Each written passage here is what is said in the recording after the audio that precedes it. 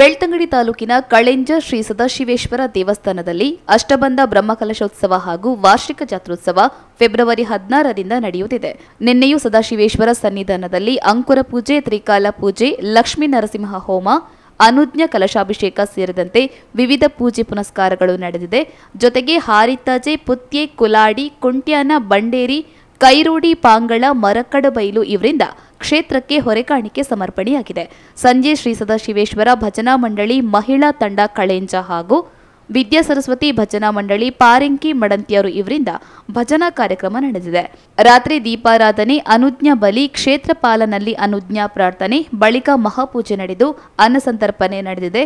ನಿನ್ನೆ ಮಾಜಿ ಶಾಸಕ ಕೆ. ಪ್ರಭಾಕರ ಬಂಗೇರ ಅವರು ಕ್ಷೇತ್ರಕ್ಕೆ ಭೇಟಿ ನೀಡಿ ದೇವರ ದರ್ಶನ ಪಡೆದಿದ್ದಾರೆ. ಈ ಸಂದರ್ಭದಲ್ಲಿ ಆಡಳಿತ ಸಮಿತಿ, ನವೀಕರಣ ಸಮಿತಿ ಮತ್ತು ಬ್ರಹ್ಮಕಲಶೋತ್ಸವ ಸಮಿತಿಯ ಸರ್ವ ಸದಸ್ಯರು ಹಾಗೂ ಗ್ರಾಮಸ್ಥರು ಉಪಸ್ಥಿತರಿದ್ದರು.